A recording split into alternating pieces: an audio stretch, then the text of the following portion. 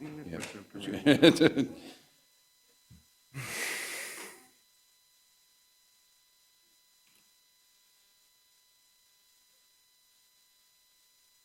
Good afternoon, Minnesota. I just outside when I gathered with this group, and you'll get to hear from each of them, a group that is fundamentally what makes Minnesota, Minnesota, a place of beauty and kindness and humor and decency. There are mentors of mine in this room. And in a week of pain and anger and the lack of humanity and fear, I felt a weight was lifted off my heart just being in the presence of the people who are here. And for all that beauty and all that decency and all that kindness that make us the North Star State, Minnesotans sitting up here viscerally understand an inherent racism that moves through. From our founding to the lynchings in Duluth 100 years ago, to the murder of George Floyd. We know who we are, and we know where we must do better. We know where we've left some behind, and we know where we've made others invisible. Much work needs to be done. We must seek justice for George Floyd. We must vow to make equity and inclusion more than buzzwords that come up. We must allow this community to grieve, and we must vow to do better. What we've seen over this week and that visceral pain to watch George Floyd be murdered in front of the world made us dig deep on who we are. These activists were there. These leaders were there. These community organizers and change agents were there to lift their community up. And they took that voice where they should, to the streets, to the places where people who can make a difference are there. And they peacefully exercised their First Amendment rights and expressed their rage in a way that said, this must not stand. We must have justice. We in Minnesota must do everything we can to protect and lift that voice up. We must do everything we can to create the space where that can happen, and it will happen today. But I want to be very clear. What started out as a community and a state trying to make ourselves better and understand where we failed, to demand justice and express righteous anger, has morphed into something very, very different. What we've seen on the streets of Minneapolis and St. Paul over the last 48 to 72 hours has nothing to do with what these people have done to build Minnesota. We have had wanton destruction of black businesses and black infrastructure. We have destroyed landmarks of the nation's largest indigenous communities that ripped a hole in the soul of a people that have been oppressed from the minute we became a state. We stand on the land of the people who created that, and the people who were on the streets last night burned it down. They are not us. They do not share our values. They destroyed our public libraries and our public infrastructure. The chaos created stopped us from delivering school meals to hundreds of thousands of hungry children across this state at a time of COVID-19. They want nothing to do with the decency. They want nothing to do with what we strive for. They can't say the name Falando Castilla because they don't know the history. They're not here to make that difference. This group is. So as Minnesotans, don't listen to me. Listen to these voices. I listen to them. As a white man who walks through life with that privilege, Walk in these shoes. Walk in these communities. They took me in. They set me down. They challenge me when I'm wrong. They teach me what it looks like, and they advocate for change and try and hold me accountable. When I fail them, they tell me. When we succeed together as truly one Minnesota.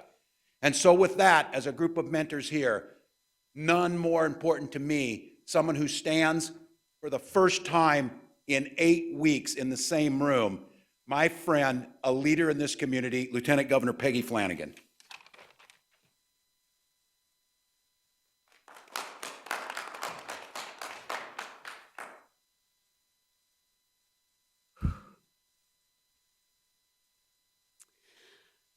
Good afternoon, everyone. Buju, Peggy Flanagan, and Dishnakaz, Babagan, Ganikagn, and Dunchaba, Mangan and Dodame. My name's Peggy Flanagan. I'm Lieutenant Governor of the state of Minnesota, and I am a member of the White Earth Nation of Ojibwe. And my family is the Wolf Clan. And the role of our clan is to ensure that we're not leaving anyone behind. And that work could not be more important than this moment that we find ourselves in right now. As we've come together as community, it has been tremendously difficult to not reach out and to embrace each other, because as we were watching our communities fall apart, the moment to connect, the moment to physically touch and care for one another is one of the things that we are prevented from doing right now. But because of the importance of this moment, as the governor mentioned, this is the first time that we have been in the room together because it matters that much. Now, before I became Lieutenant Governor, I was an organizer, and I was an organizer for 20 years. And when there are protests in the street, I was there. I marched behind Valerie Castiel as we mourned the unjust loss of her son. And my heart and my guts are being ripped out in this moment as I also want to go to the streets. And what we've experienced in the loss and the murder on camera of our community member, George Floyd, is horrific. And that space on 38th in Chicago is sacred ground. And people should be able to come together on that sacred ground and mourn and grieve and demand change and justice in policing and every other racist system that we have that has been part of this state. But in this moment, we cannot. Because there are detractors. There are white supremacists. There are anarchists. There are people who are burning down the institutions that are core to our identity and who we are. As a member of the urban American Indian community, watching the destruction of McGizzy, an institution in our community that has been the foundation for organizing, for education, for opportunity, for building community together, is no longer there. We did not do that. We have been coming together to take care of our community. And so, this is what I ask of all of you. We need to create the space for people to be able to grieve, to come together, to mourn the loss of George Floyd. But in order to be able to do that, we need to create the space to remove the people who are doing us harm. We've watched communities step up and come together to clean the streets, to feed one another. And that is what we need to do here.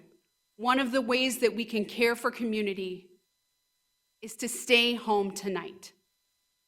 Is to stay home tonight so that we can remove those folks who are harming us, so that we can remove those folks who are detracting from the memory of George Floyd and for the work that we have to do to ensure justice is done and to ensure that the 3 additional officers are held accountable. But we cannot do that until community can gather safely.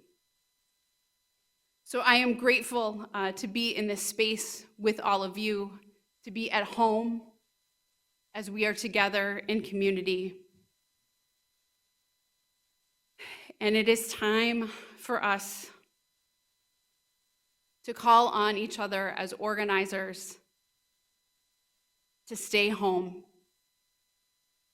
so that we can make sure that we have the opportunity to retain our community and to be able to rebuild and recover together and do all the work that we can in the Capitol building behind us to undo these systems of racism and to move policies forward that are truly just. This swell of mourning and grief has been just below the surface, and it burst out into public. And we must take this moment to change it all. To change it all. So with that, I'd like to introduce to you our Senator Amy Klobuchar.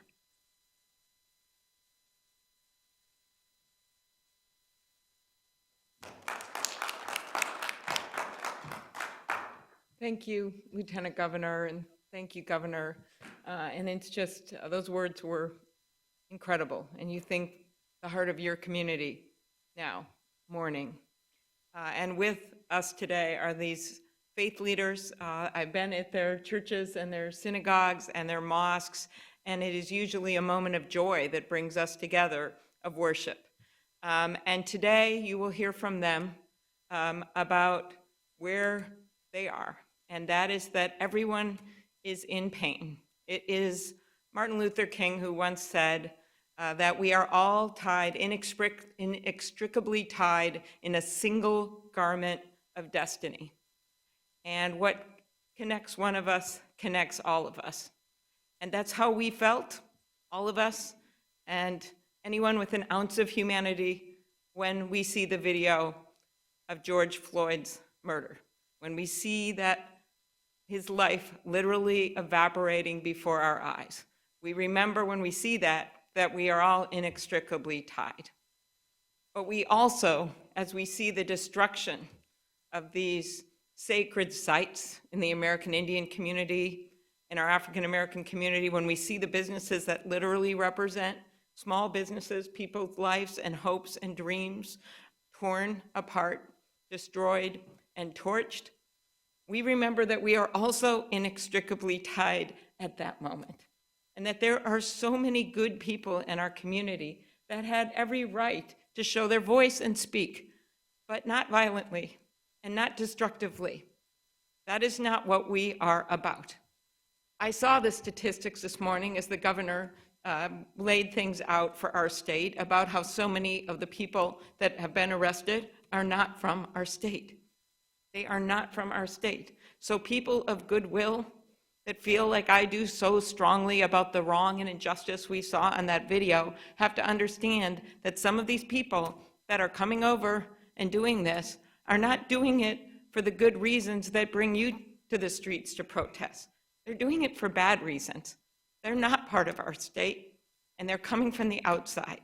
So what we are asking today is that people of goodwill, people who believe in justice, people of faith, of all faiths in our community, that they stand together and they actually stay at home, but stand together in that way. We've been through a period of isolation already through this pandemic, and we know that we can't gather like we once did. But today and tonight, the gatherings and some of those people that are part of it, it is not for goodwill. So we are simply asking peaceful people that want to honor the legacy of George Floyd, that want to honor the legacy of justice, that they stay home. That would be a start. And from there, we rebuild our community. We heal. We make sure that justice is done. We enact the criminal justice reforms that we know are necessary.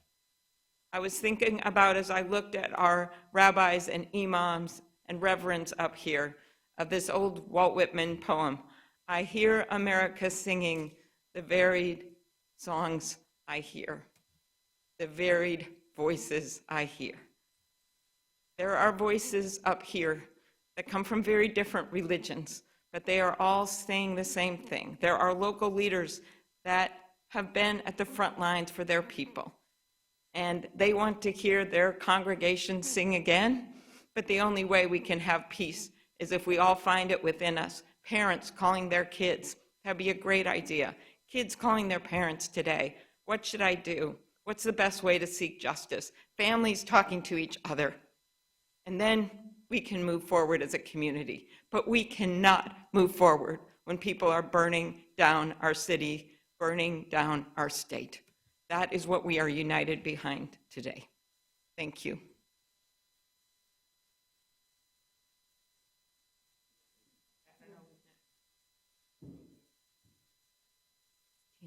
I think it may be our fantastic Attorney General who's been a voice of justice, Keith Ellison. Friends, I want to be real clear. We need your help to comply with the curfew, straight up. If anybody's unclear about what we're asking for, that is what we're asking for. Okay, why? Because the people who are trying to tarnish the reputation of the noble protest for justice are out there trying to mix in with the crowd so that people will just say, oh, look at all those protesters are bad, their cause can't be just, they're just out there causing trouble. We know that's not what's happening. We know that the noble, just aims of the protesters are righteous and good. But we also know that some evil elements are literally interfusing themselves with the protests to destroy and cause arson so that the whole community will have a low opinion of the protest because they're not for justice for Mr. Floyd. They're against it. And they know that if we protest righteously and peacefully and justly, their public sentiment will rise up to support our demands. They want to stop that.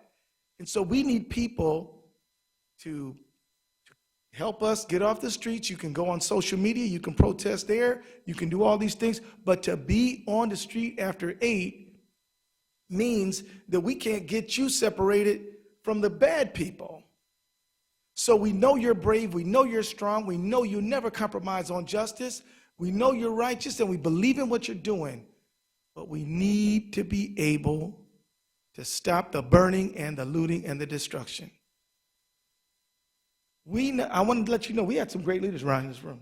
I know them all, love them all. And I want to speak to the protesters. I love you. Many of them wanted to be here today. When we called them, they said, hey, we're with the governor. We believe in what you're doing. But we're on the streets trying to restore order and to raise the issue of George Floyd. So we can't come in because we're on the street, but we want you to know that we're with you. That is a fact. So as I take my seat, look, one officer has been arrested, charged with murder. It's a preliminary complaint. It's still going on. As a lawyer, I can tell you complaints are amended. Charges could be increased. There could be some added. There might be other people who will be charged as well. We're in the beginning of this. As a signal to you that we know that there is probable cause to support this complaint, and the wheels of justice are moving, and now they're moving swiftly. But we need you to help us make sure that justice is done. And we know that, yes, we will invest to rebuild our communities. What in the world is burning down Migizi or juxtaposition arts on the north side have to do with justice for Floyd? Nothing. So let me take my seat, because better voices than mine can tell you about the urgency, but I want to be clear. We're asking for you to let the National Guard have the street after 8 so that we can make sure that we restore order and build justice. And with that, I want to invite my dear friend and yours, Reverend Dr. Chavez Russell.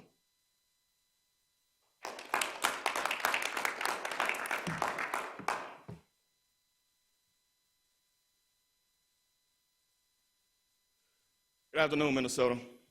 My name is Reverend Dr. Chavez Russell of Greater Friendship Missionary Baptist Church and the Minnesota State Baptist Convention. And as a native of Mississippi and a resident of Minnesota for the last 20 years, and an African-American, successful African-American man, I can tell you that I feel the pain, felt the pain growing up, felt the pain throughout college, going to a 95% evangelical white college, moving to Minnesota, experiencing that same systematic pain, and the pain against our own people. And how I get through it is the same way that my ancestors have gotten through it over the last 400 years. And that is coming together and leaning and depending on the power of God. Every moment in our history where we face this type of destruction, face this type of attack, we came together leaning and depending on the power of God. And when I see our community right now, when I see people cleaning up, when I see people offering food, when I see people offering to deliver food and do whatever needs to be done to overcome this evil, because that's what it is. Because our Bible says that we battle not against flesh and blood. We're battling against evil. So I'm calling on the believers in our Lord and Savior Jesus Christ and the people of God in general, regardless of what background you come from, to stand for love, because God is love. Continue to come together. Continue to fight against this evil that we face today that's trying to tarnish the name of George Floyd. So yes, I am asking that we do protest and use our voices loudly to represent love and the power of God and justice, so that we can make the systematic changes so that my kids don't feel the same pain that I felt for the last 41 years. So yes, we are asking that you go home at 8 o'clock and pray. And I need somebody that believes in the power of prayer to get on your knees tonight so that we can give room to our government that's been working so hard with us, partnering with us. Give them the room to separate the good from the bad. Separate those that are standing for justice versus those that are standing to tear down our government and all of our institutions and all of our neighborhoods and all of our things that we do to take care of our community. We ask that you give them the room and pray. And just like our ancestors have done, lean and depend on the power of God. And once we do that, we can begin this healing process, because I don't know about you, but I believe in Minnesota. And I believe we will rebuild. I know we will. Rebuild our institutions, rebuild our relationships with our youth, rebuild our relationships with our law enforcement, rebuild our relationships with our government, and rebuild our beloved community to honor the name of George Floyd. Amen. And with that being said, I want to introduce Rabbi Aaron Weininger to the podium. Thank you.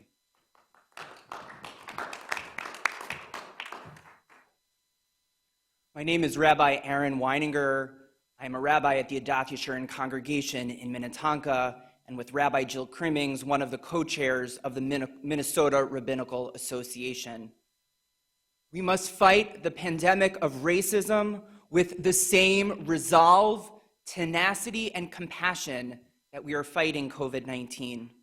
There is no excuse to do anything different as we remember the memory of George Floyd as a blessing.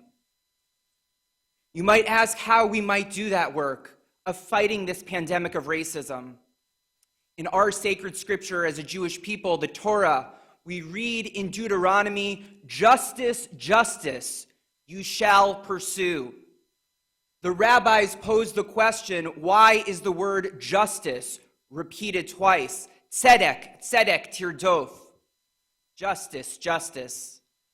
I want to suggest that we repeat the word justice twice because we have to name and call out the injustice in front of us, the current moment that we're in, the horrible murder of George Floyd.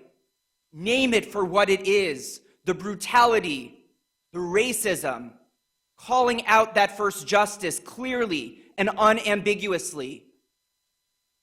And that second justice, that second use of the word justice, is for us to reflect how we do that.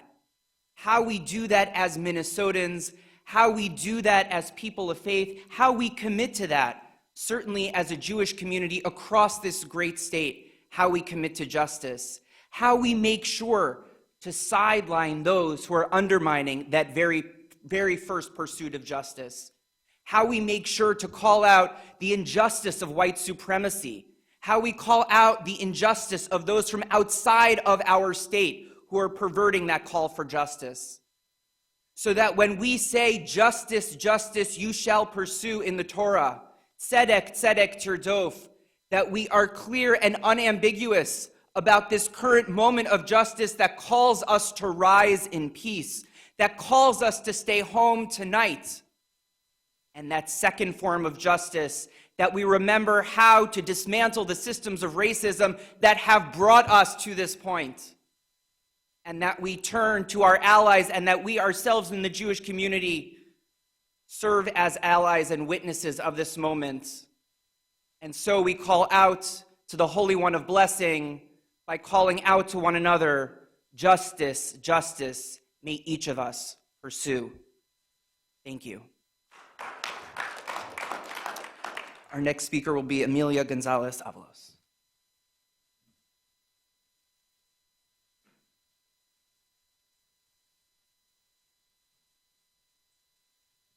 Thank you, everybody, for their words of wisdom and resilience. My name is Emilio Gonzalez Avalos, and I'm an executive director of Navigate Unidos Minnesota. And our organization is based in Lake and Bloomington, right on the second floor of Mercado Central, that place where a lot of people call the heart of the Latino community. And I want to speak about the heart of the Latino community and the Latino community that I know and love and that I'm part of. Yesterday, I saw public demonstrations of love and solidarity with a clear and deep consciousness that the struggle that took many to the streets is righteous, that we need to solve the very old problem of inequality. And for that, we need everybody and everybody's voices. What I saw were small business owners, Black and brown, Indigenous, Somali, Mexican, Salvadorians, taking care of the little legacies and their little businesses that are the lifelines for many of our community. What I saw were forms of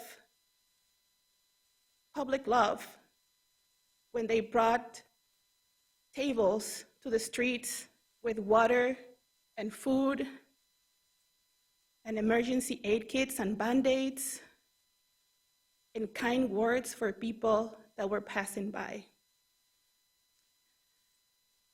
I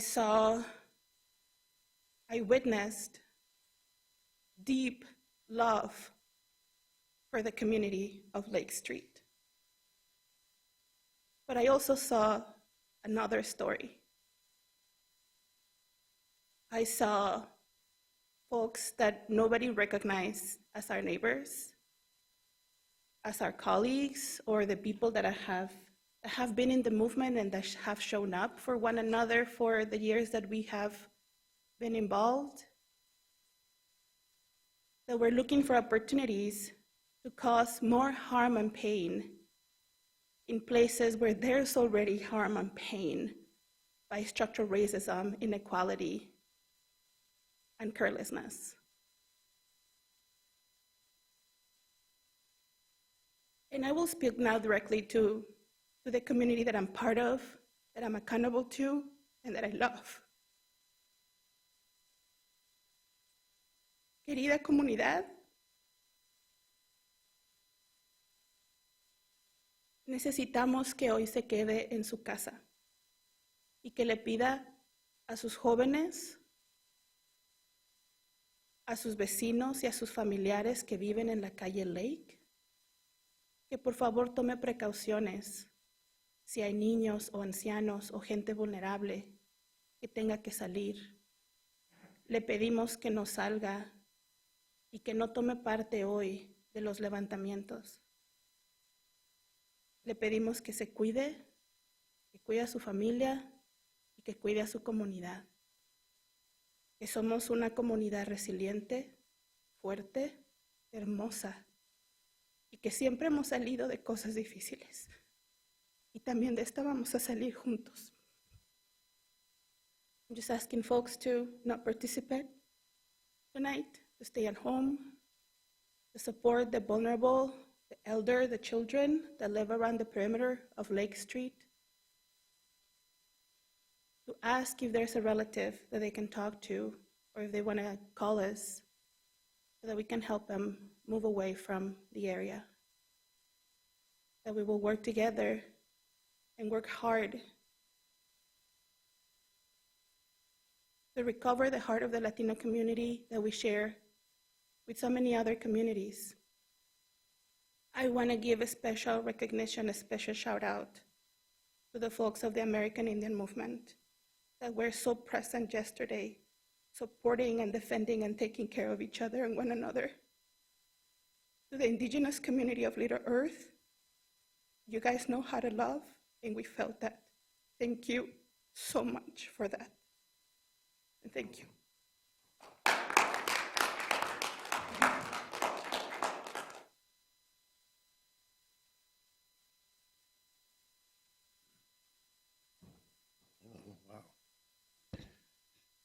Good afternoon. My name is Alfred Babbington Johnson. I am the CEO of the Stair Step Foundation and the convener of His Works United, which is the largest coming together ecumenically of African American churches and the Nation of Islam.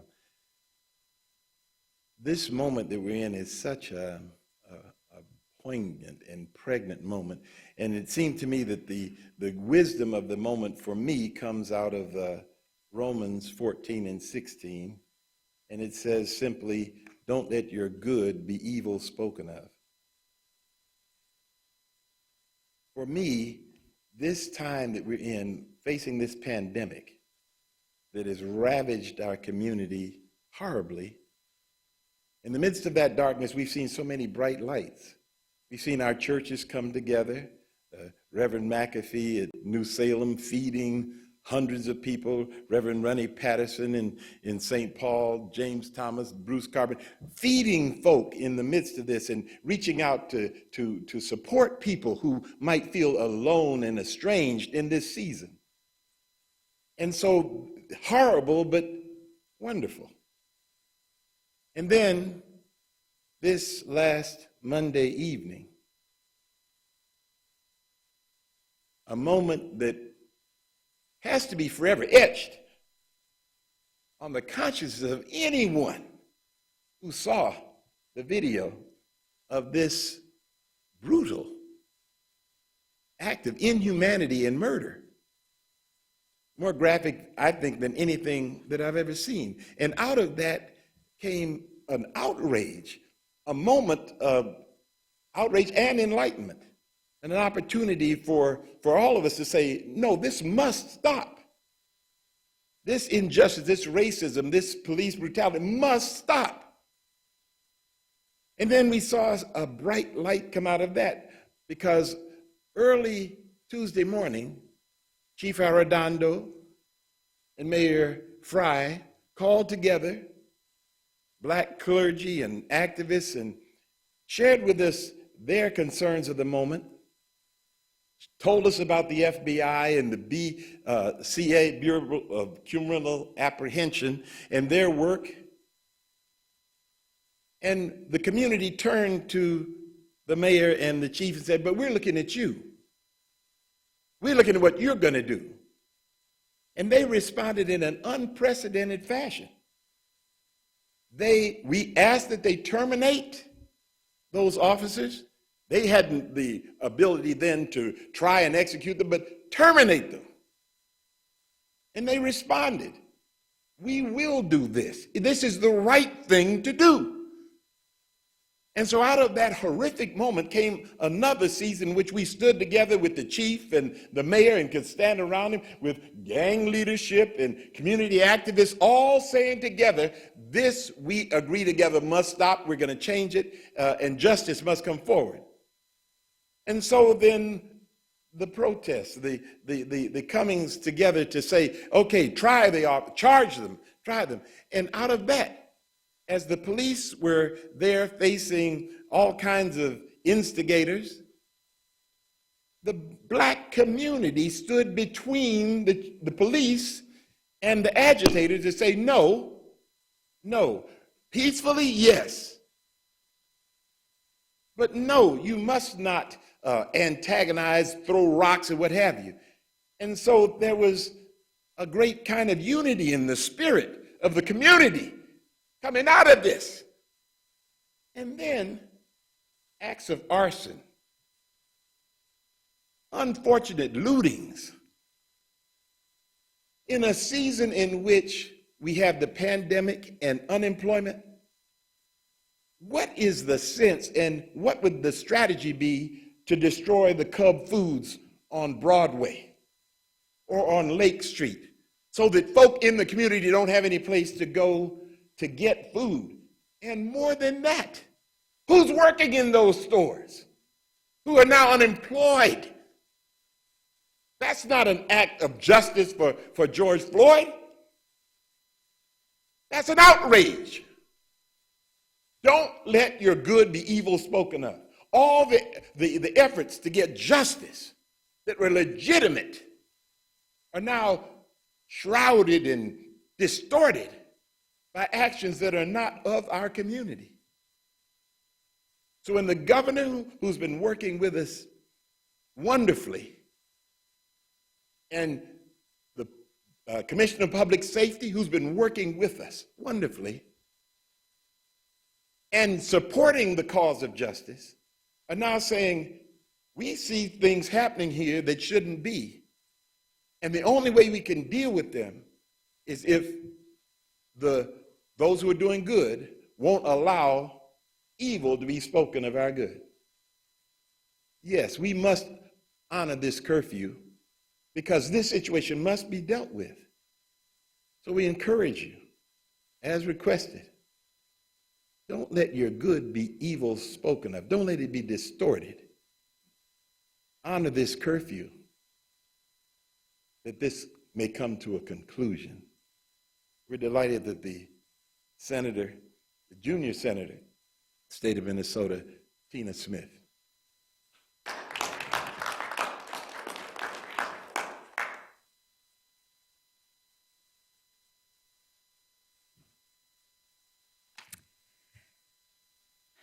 I stand here with humility, with love for my beloved community, with commitment to do justice for George Floyd, with a painful awareness of the hard work ahead in our community to root out the racism that is too much a part of our state. And I stand here with anger at the evil that is destroying and burning and desecrating the community that we love so much. I am here to listen to these community leaders, to take your counsel, and to ask my fellow Minnesotans to raise up your voices in righteous protest. That is how we change this state and this country so that it is worthy of all of us. And then I ask you to go home by 8 so that we can keep our neighbors and ourselves and our beautiful communities safe. I would now like to welcome Mary Merrill up to the podium.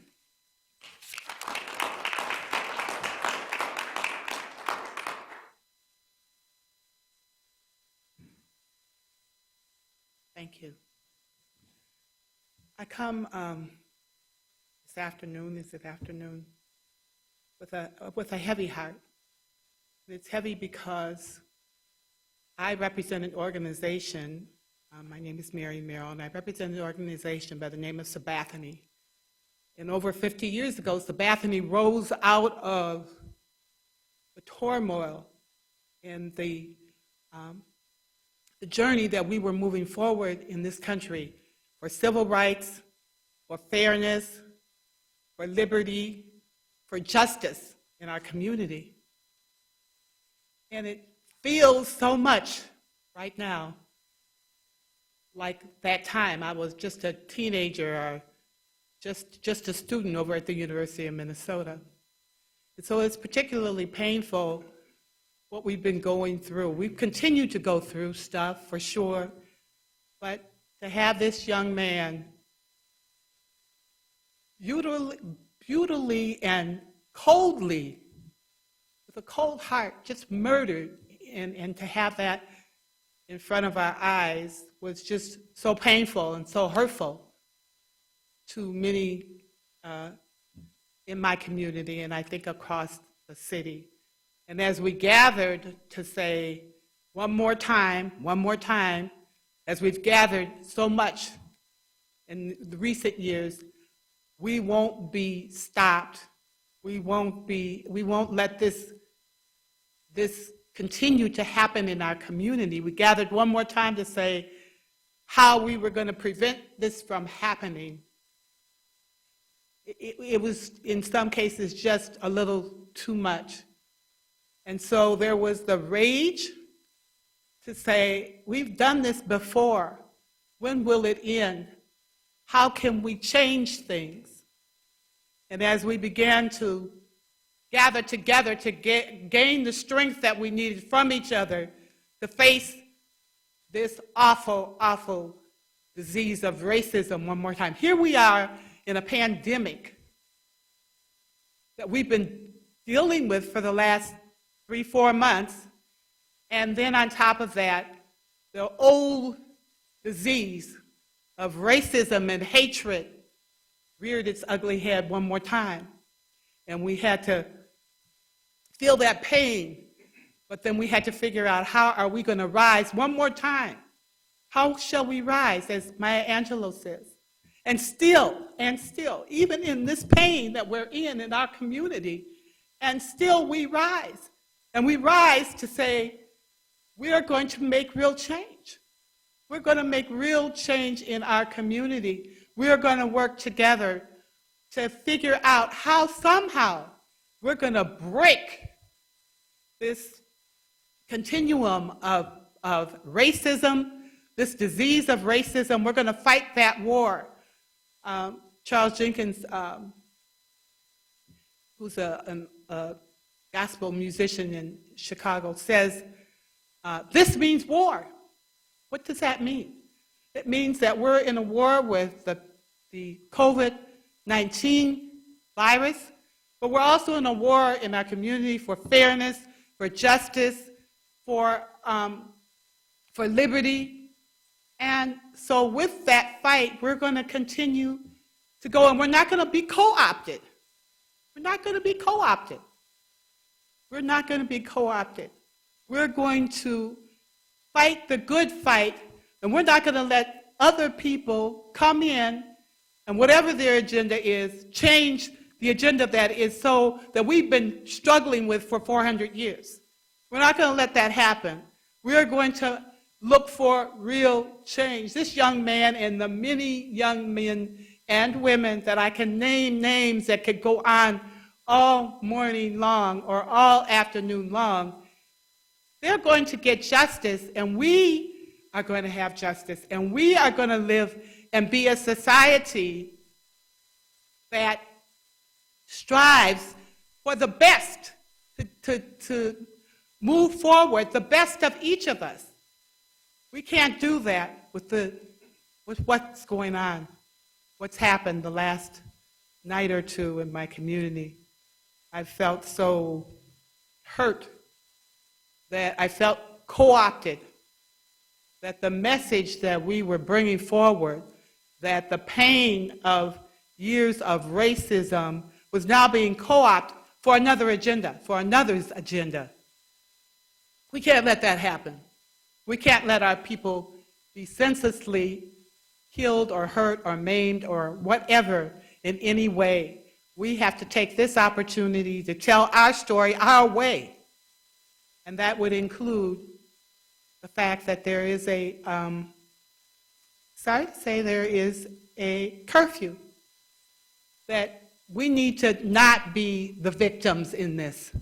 And our children need to not be the victims. My 19-year-old grandson, or 17-year-old grandson, excuse me, said to me last night, Grandma, we have to go there. We have to be there.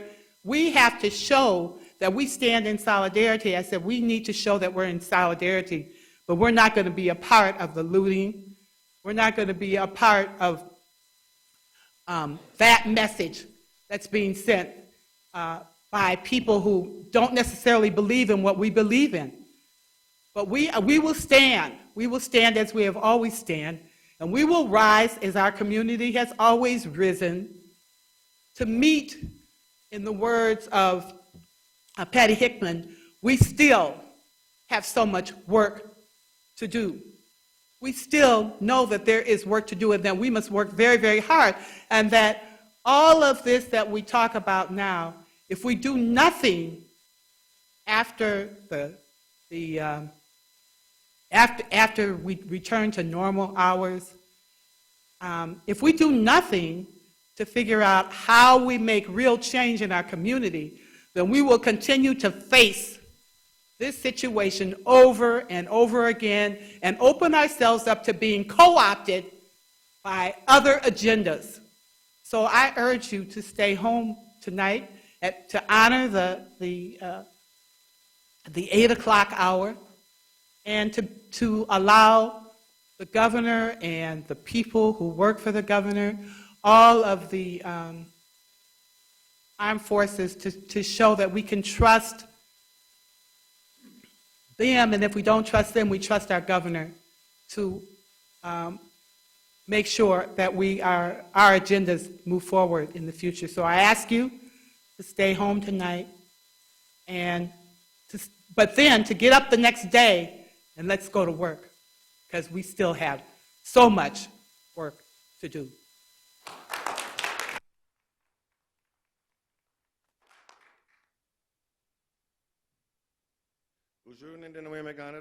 I'm Robert Lilligren. I am a citizen of the White Earth Ojibwe Nation, and I am chair of the Metropolitan Urban Indian Directors, which is a half-century strong leadership forum of now some 36 Native organizations across the metropolitan area. And I am here first to say our Native community here stands in solidarity with the African American community, all of our communities and brothers and sisters, to mourn the loss of George Floyd, and to stand for justice for this murder and for all of the murders that have happened at the hands of the Minneapolis police and police forces across the nation. I want to say Chimigwech, thank you very much to our governor, our lieutenant governor, this administration, the mayors of Minneapolis and St. Paul, all the others who are standing up for justice and trying to protect our communities. I want to thank our brothers and sisters represented here, all of the communities across Minneapolis, and a special shout out to my South Minneapolis peeps and the people who have come to support the Native community there. It's been incredible as we try to keep our relatives safe, our neighbors safe, our assets safe, and we need to keep doing that. And so I am asking everyone tonight, keep fighting for justice, keep raising your voices, and tonight at 8 o'clock, get out of those demonstrations, take your friends, take your relatives, and get out. We need to be able to allow the authorities to tell who's really there for justice and who's there for other reasons. So you need to get out and stay safe, because there will be a tomorrow, and there'll be a day after tomorrow. We can work with this administration, all these good people represented here, all the good people, to build a better Minnesota. We can no longer ignore the deeply rooted racism in our culture and institutions here. It is laid bare for the whole world to see now. We have to do something, and we need you to be around tomorrow and the day after tomorrow to help us do that. And I'll remind us all that we are here today, my Native relatives, against all odds. And we are here as the answer to our ancestors' prayers. And our ancestors would want us to be here to survive tonight, to go home, stay safe, take care of yourselves, take care of your families, take care of your communities, so we can bring the indigenous voice, the indigenous lens that will build a fairer and more equitable Minnesota. So please, my friends and relatives, 8 o'clock tonight, leave the demonstrations, go take care of community, take care of family, take care of yourself. Chimigwech. It is now my honor to introduce Lul Osman.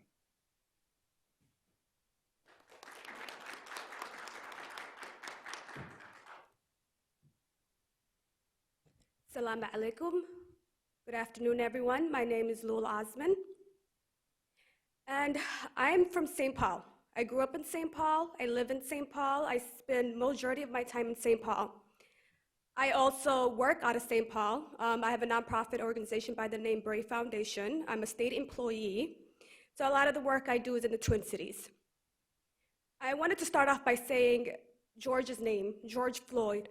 I don't want us to forget the purpose of coming together to protesting. And I don't want these agitators to distract us from our main mission. Our mission is to get these officers to be prosecuted. They have one, the DA, in custody. There's 3 more. We need those 3 more to be in custody. As we watch our city being burned down, we have to come together and find a solution, because we are realizing that we're not burning our community, it's not us. It makes no sense for us to burn our community after witnessing our Black man being murdered and killed by the people that we pay to protect and serve us. We have to give space to allow people to do their jobs and stay home tonight and honor the curfew. We can still be active. We can still be heard. We can still be fighting for justice. But we have to be strategizing and find solutions. We cannot keep allowing for our community to be demolished. It makes no sense for us not to protect our community, our assets. We grew up here. Our childhood memories are here. We foresee our children building their memories here. We have to protect our communities. We're already losing our man. We cannot lose our communities as well. I'm urging everyone to stay home today, and please honor the 8 p.m. curfew. We will remain being active. We will remain protesting peacefully. But when they ask us to stay home, to get these agitators off the streets from demolishing our community, they're using us. They're hiding behind us as they're burning down our businesses. We have to take a stand and we have to strategize, and we have to say, okay, enough is enough. Today we're gonna stay home. We're gonna let them do their job. We're gonna allow them to get these agitators and get them off the street. To our youth, we love you. We honor you. We respect you. We want you guys to be protected. We cannot afford to lose anyone else. We don't want any more innocent bystanders getting hurt. Please stay home. Please follow the curfew tonight. The only good thing that I see coming out of this, and I'm gonna say it out loud, is that I am witnessing my African American community, my brothers and sisters, and my Somali community finally becoming allies. That is the beauty. Now let's become allies and strategize smart and stay home and get these people who are destroying our communities that are coming from different states, different cities, destroying where we grew up, where we call our home. This is not fair. We cannot watch our brothers being murdered, and then on top of that, watch our communities being demolished, and then trying to blame us. But I'm so grateful that we have the leaders that we do, that can stand up and say that it's not within our community. I will leave with this. Please, Guriga Joga, half of the Joga, Minikin Joga. I don't need any more dialogues. Those are the dialogues I know. Please stay home. I am honored to call on to our next representative, Clarence. Thank you.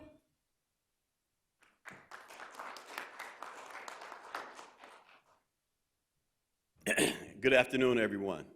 My name is Clarence Castiel. I am the uncle of Falando Castilla and the director of the Falando Castilla Relief Foundation. A wise man once said that protest and riot are the voices of the unheard. I have two examples of the unheard. One is Falando Castilla. When he was pulled over by that St. Anthony police officer, the officer told him to give him his license and insurance. And as he was reaching for his driver's license, the officer said, "Don't reach for it." Falando said, "I'm not reaching." The officer said again, "Don't reach for it." Falando said, "I'm not reaching." And the officer fired 7 times. The officer never heard him say, "I'm not reaching." Another example is George Floyd. George Floyd laid on the ground with an officer's knee in his neck. And that young man said, "I can't breathe." He said, "I can't breathe." And the officer continued to have and apply pressure to his neck. George Floyd died because the officer did not hear him say, "I can't breathe." Riot and protest is needed sometime so that our state authorities, communities know what we're trying to say. Those victims who lose their lives because somebody doesn't hear them, it has to be said by someone else in a different way, a more stronger and a more powerful way, and that's through protesting and riots. It's not a good thing. We don't condone looting, burning, pillaging, things of that nature which destroy communities. We have to rebuild our community now. And all of these people out here, the young people who come to these, who's going and participating, looking at these riots, being a part of it, the looting and things like that, you have to know who you're with and who's doing these things, who's opening these doors. We can't be a part of that. It's a horrible thing to lose family members, people that we know and love, through this type of violence. But we want to respond, and we need the help of our authorities, our legislators, our DAs to hold people accountable for the things that they do. And when we don't get answers right away, we tend to respond in more negative ways. We think it's the right thing to do, but sometimes we have bad responses. So today I'm here to say and remind everyone that the governor has invoked a curfew from 8 p.m. to 6 a.m. And we should follow that curfew. On my way into work yesterday, I mean, it was very devastating. I was driving in from Minneapolis, and as I came down 280, overlooking Minneapolis again, I saw a plume of black smoke, and it just scared me. It did something to me because I had never seen anything so devastating, to see so much smoke billowing from a building in South Minneapolis. And that was part of the riot. I believe it was the Target burning over on Lake Street. And that was something that I'd never seen and something that I do not want to see again. Last night, I got several phone calls from a company called Securitas, who does alarm monitoring for the city of Minneapolis. And I got a call from about a property at 30 West Lake Street, which is right around the corner from 31st and Nicollet, Blaisdell, and First Avenue, where all of the excitement was at last night.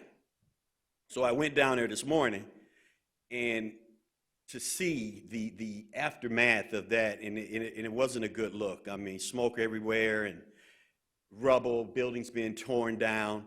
But the beauty of the thing was that I saw was all the people that came out with brooms and shovels and things to clean up the neighborhood, all up and down Lake Street, probably from Hennepin all the way down to where Lake Street turns into Marshall.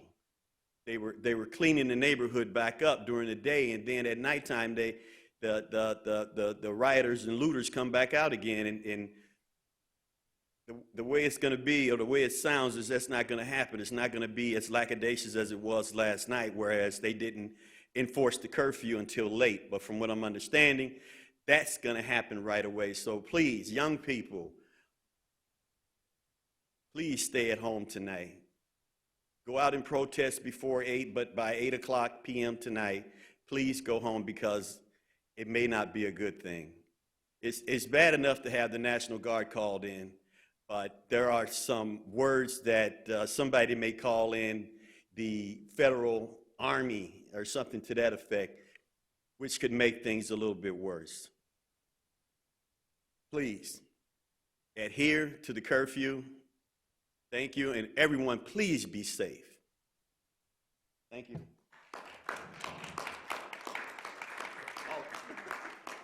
My next person up is Imam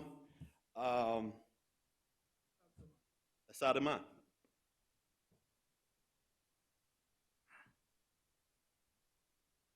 My fellow Minnesotans, Assalamu alaikum. I begin with the greetings of peace. This last week, we Minnesotans have seen the worst and the best of Minnesota on display. We have seen our brother George brutally murdered by officers who acted on our authority and snuffed his life out.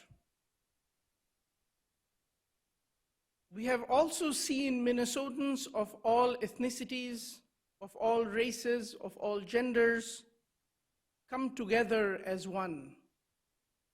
It warmed my heart to see Muslim and Somali business owners with their religious leaders clean the streets during the day and guard their neighbors during the night. Those are some of the good things of Minnesota that have been on display this week. Also on display is one other very horrible reality. The legitimate protests of our community is in the process of being hijacked by evildoers, by far-right extremists, by supremacists, and by people who are anti-statists. They do not believe in leaving any institution of collective benefit. They seek to tear down and destroy everything and every institution that serves and benefits all of us. My brothers and sisters who are outraged in the streets, I beg to you, I appeal to you, do not allow these infiltrators to hijack our righteous protest. Do not allow them to commit acts of arson and hide among us, using our community as human shields to protect them from law enforcement.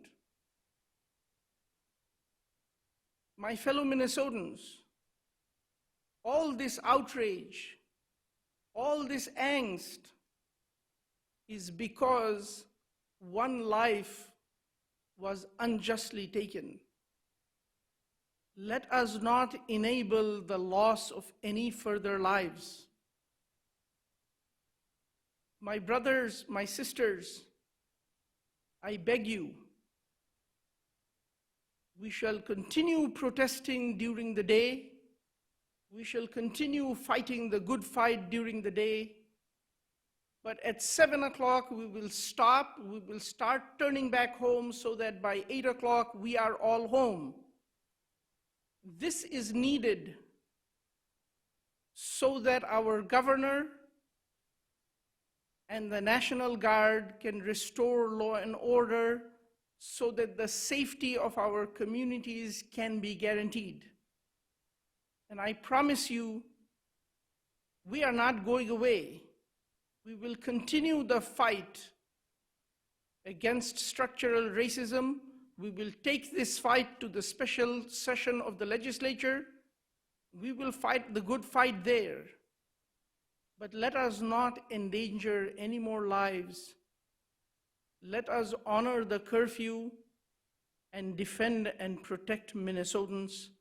Thank you very much. Our next speaker is Bota Urabe.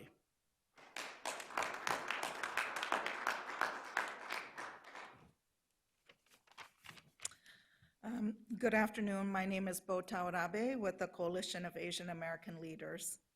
Earlier this week, we were all devastated by the killing of George Floyd. His death is a continuation of the long history of criminalization, dehumanization, and oppression of Black lives in this country. As immigrants and refugees to the US, our families may not have understood this history, but we inherited its legacy. Our Asian American communities have benefited from Black freedom struggles that have paved the way for us to fight for our own freedom and equal treatment in this country. So in this moment, it matters that we commit to raising our voices to say that Black lives matter. Today, I know that many of you have asked me whether you should join the protests, and I say yes. Join the protests. Be in unity to demand justice for George Floyd. You need to do that, and we should do that. It's important and it's necessary. Watching the destruction, though, of our Black and brown neighborhoods in the last 2 nights have been heartbreaking because already Black, Indigenous, Asian, Latinx communities were already suffering disproportionately from COVID-19. Our families and small businesses were already struggling. The health impacts on communities of color have been disproportionately high. And our family members have been disproportionately on the front lines of essential jobs. So I know that you're in pain. And this week, the witnessing of such disregard for life means that you feel it even more. So I want to encourage you to show up in unity at the protests, and then to honor the curfew and go home. You have heard so many leaders before me say why that is necessary. Our liberation is tied together, and I want us to stand united for Black lives this afternoon. but we can't watch another night of seeing our neighborhoods be destroyed. All the Asian businesses along University Avenue on the east side in South Minneapolis. I know it's going to take many more years for you to rebuild, but we are here with you. And for my young brothers and sisters, I know you are angry, and this is a moment where you want to show unity, but I urge you to do that and then to go home at 8 o'clock. Thank you. Oh, and I want to call up Justin Tyrell.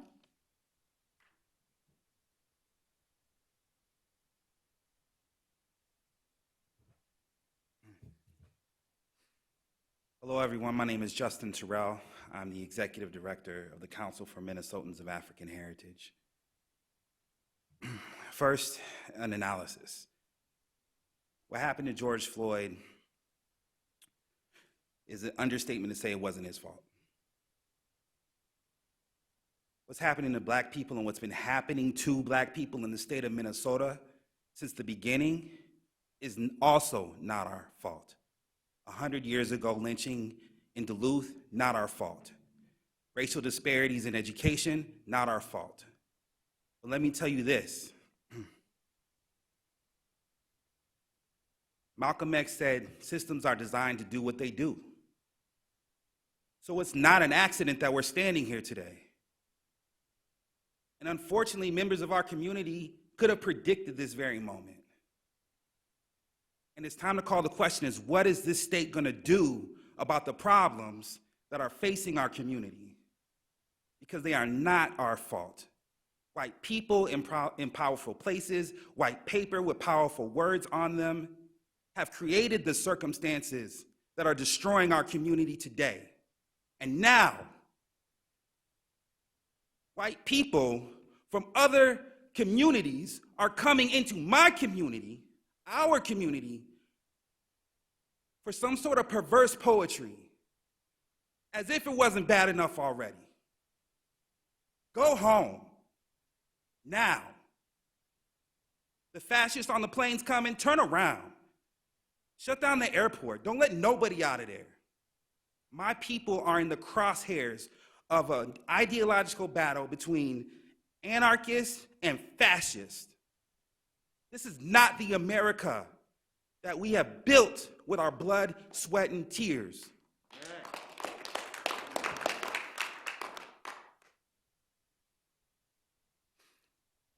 I haven't slept in a couple of days like most of us. I took a nap at 3:30 this morning, falling asleep to the wise words of Killer Mike. Today is a day to prepare and to plan. Black people, the folks burning our community are not operating in your interest. Black people, stay home. Protect your home. Protect your loved ones. Protect your neighbors. If you haven't checked in with your neighbors to see how they plan to survive tonight, do that now. We've had enough protests, and believe me, I've done my fair share of marching. Our people are good at marching. Nellie Stone Johnson taught us how to organize in this state. Dr. Josie Johnson taught us how to organize in this state. We know what we're doing. Look out there. That's not how we get down. The community members holding down 38th Street, that's how we get down. The community members holding down Solo, that's how we get down. The community members checking on each other, feeding each other, making sure people can get out of the city to find a loaf of bread, because where are you supposed to find a loaf of bread today? That's how we get down. And I'm asking you, take the day, check on your people, prepare, plan, pack a bag, protect your home. Do not end up in the crosshairs between an ideological battle that ain't got nothing to do with us. It never has. We are not your pawns.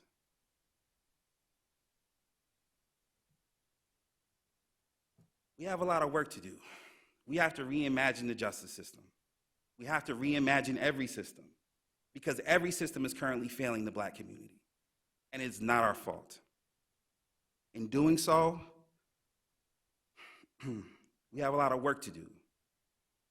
But today, Governor Walz, we need a champion in the prosecution seat on this case.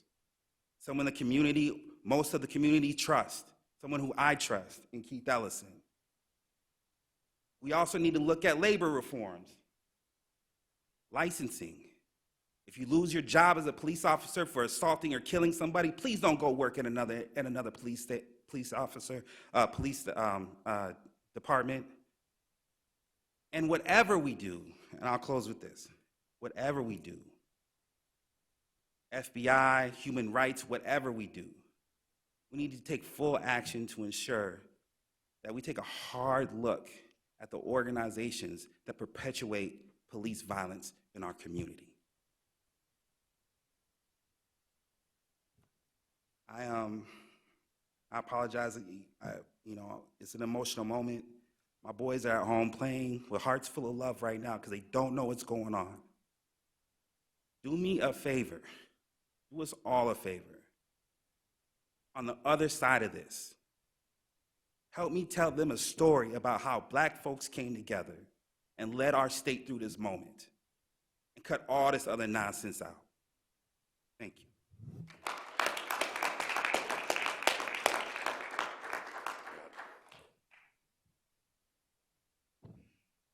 To those watching, this is our Minnesota. This is who we are. This is the decency. This is the compassion, and this is the community of who we are. You hear the passion. No one up here is going to leave justice unserved. No one else is going to see this moment as just simply another moment. As so many said, justice, justice, and there is work to do. What I ask you as your work today is go home tonight. Stay off the streets. The folks who are going to come tonight are going to take this as a call, as a challenge. They want nothing more than to see a community paralyzed and visions of anarchy and chaos and fear stretched across TV stations and newspapers around the world. We will not give it to them. It is going to be dangerous on the streets of Minneapolis and St. Paul. Our law enforcement, our firefighters, our citizen soldiers who will be on the streets will be in harm's way. Many who witnessed things last night with improvised explosive devices and tactics that were reminiscent of Mogadishu and Baghdad. So I ask all of you tonight, use this as a moment to redefine of who we are. The message that the world saw here today is, this is a decent state. We are not perfect, but we stand together on shared values of decency, of inclusion, and that everybody gets an opportunity. So we've got work to do. We need to prepare this afternoon. I would be glad with the press is here to take a few questions, but I would ask our guests who are here and led by some of our clergy to gather us when this finishes to say a prayer for Minnesotans. But our press who stayed here, you've been patient. This is a message that needs to be heard. This is one that Minnesotans can be proud that this is what we reflect on the world. Please, press, if there's any questions or if we'll wrap.